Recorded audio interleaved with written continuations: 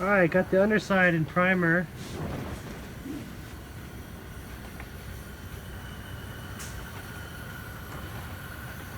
And here's what it's looking like currently. Got all the new seam sealer laid down.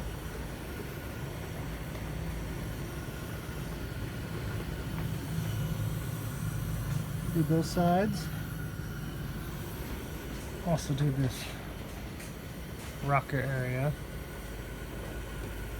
Chipped away the old factory seam sealer and put brand new in there.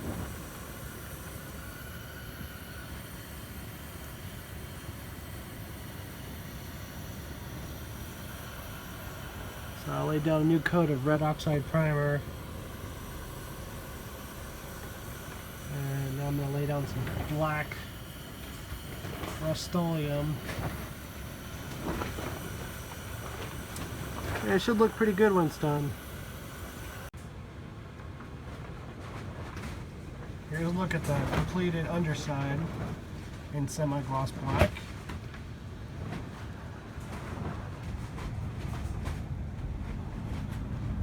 Everything's ready to go back together pretty soon. Give the paint some time to cure since it is winter right now. But I think it came out pretty good.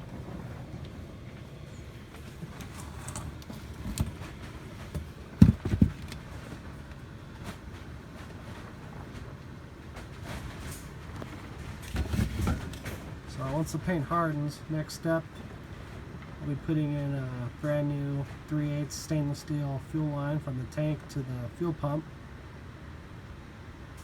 I already ripped out the old 6-cylinder fuel line, so the new larger style fuel line is going to go in. And I can start reassembling everything, get all the lines put back in, get the e-brake cable put back in its place. We can start putting some transmission stuff in. So there's the current look of the underside, freshly painted. Looks pretty good. Fresh seam sealer, fresh paint. Not too bad.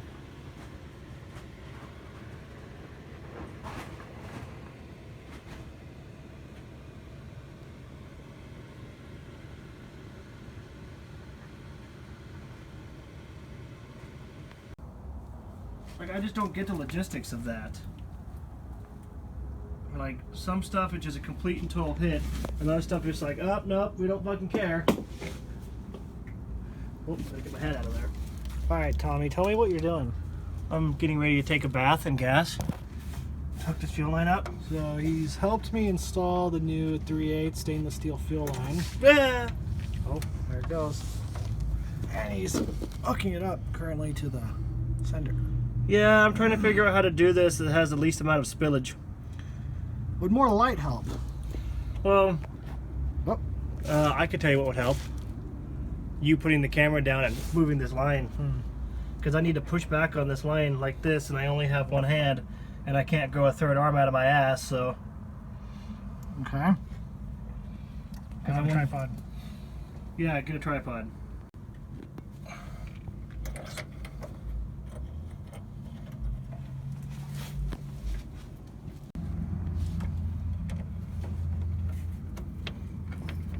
Success. Also, one more thing. If your dumbass goes to do fuel system work ever again and this tank isn't empty, I'm gonna brain you. That sounds actually rather inviting. Because you really... Good service is hard to get. Really should have known better than to have a fucking tank. Oh, what's happening here? So we should have drained the fuel tank before... Doing this? Yes. Embarking upon this? That would have helped. Well, he's tightening that. Clamped up over there. After taking a nice bath in it. Still got to mount that line.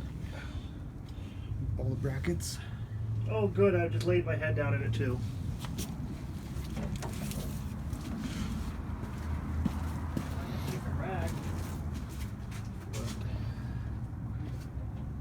mounts in there. So the new V8 3/8 stainless line is all in. Just got to add all the little bracketries.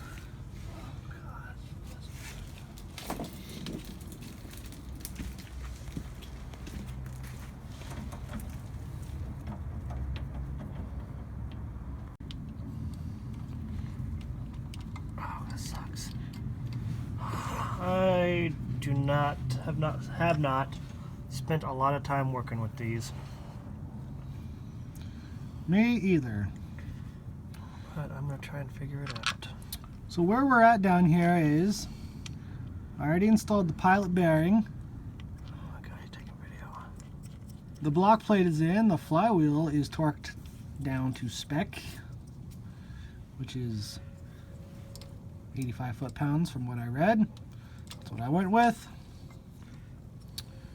Now we are going to check the run out on the bell housing. Or try to. Well, we're going to try to. Because I don't know if it's pretty fresh at figuring this out, how to do this. 100% going to work.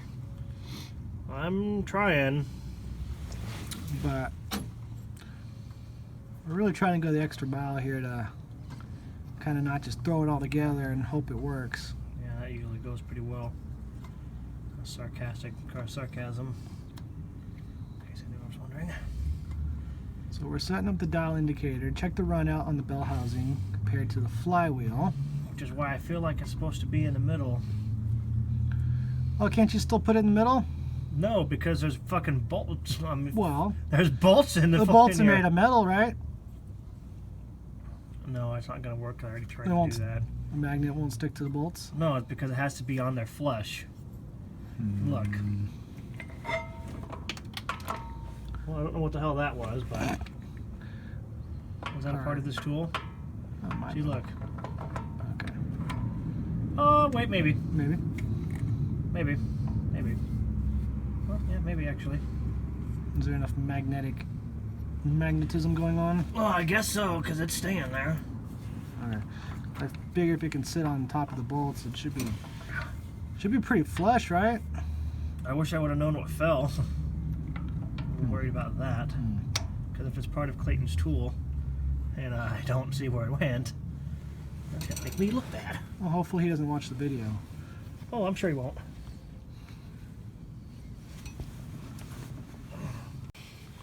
Jesus fuck Christ. Come on. This sucks. I hate this. Uh-oh. Eh.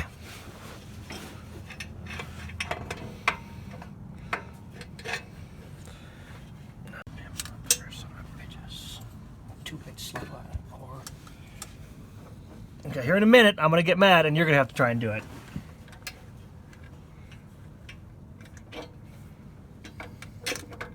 Because this situation is not going well for me.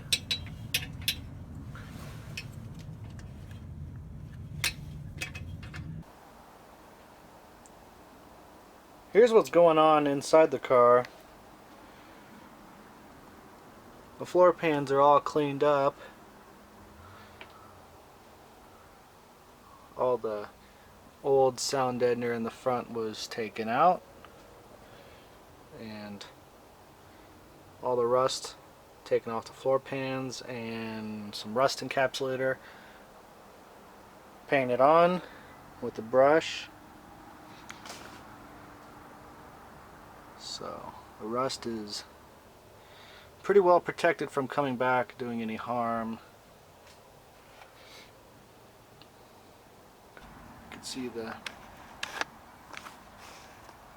factory blue there.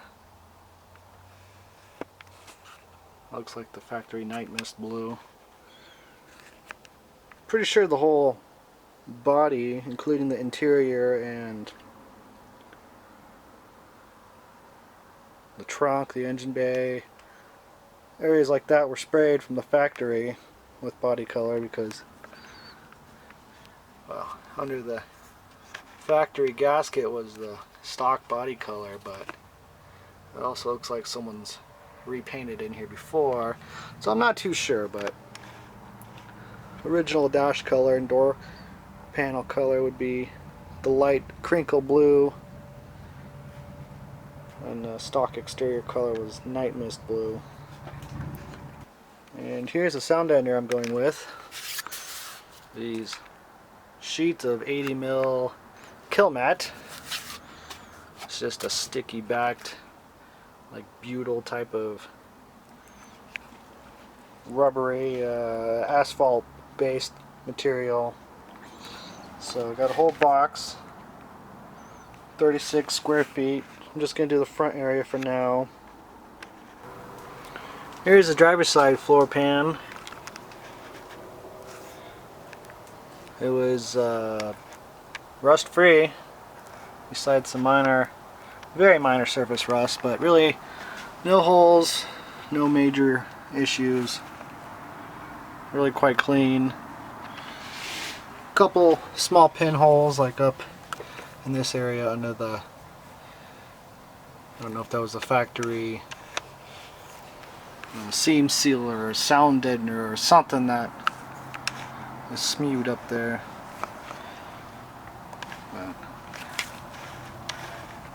factory globs of seam sealer there, but I went back in on top of the clean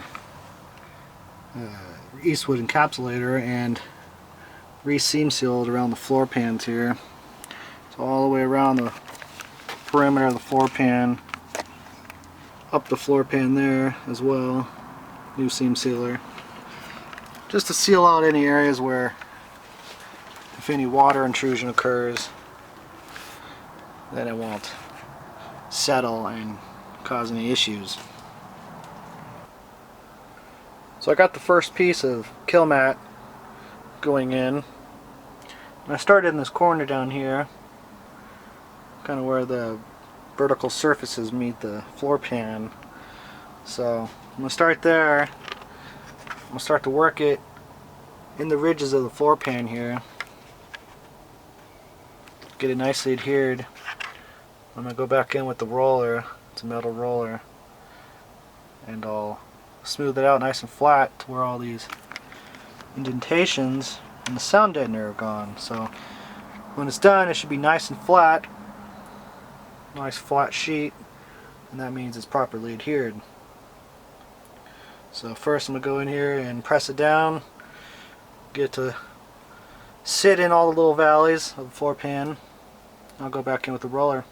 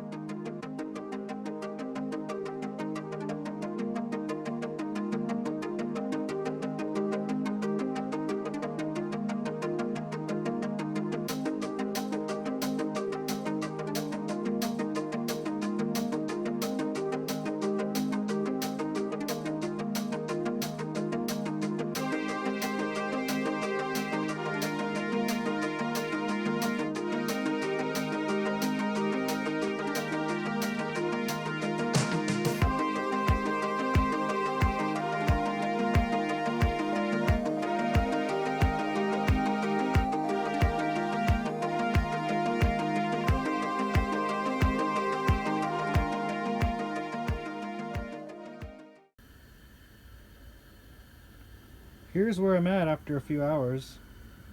Interior's mostly done. Right now I'm finishing up the speaker area. The kick panels go. Got this side mostly done. Gonna do that side next. Got the kick panel.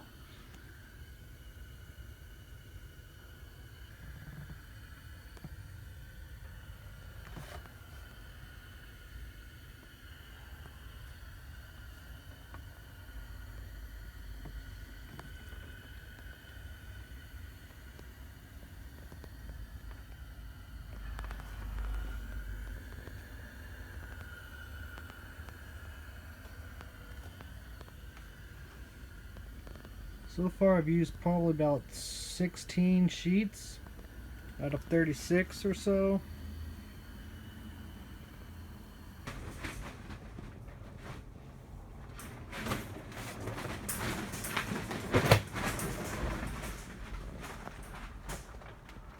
So now the carpet can go back in. You can start getting the interior put back together.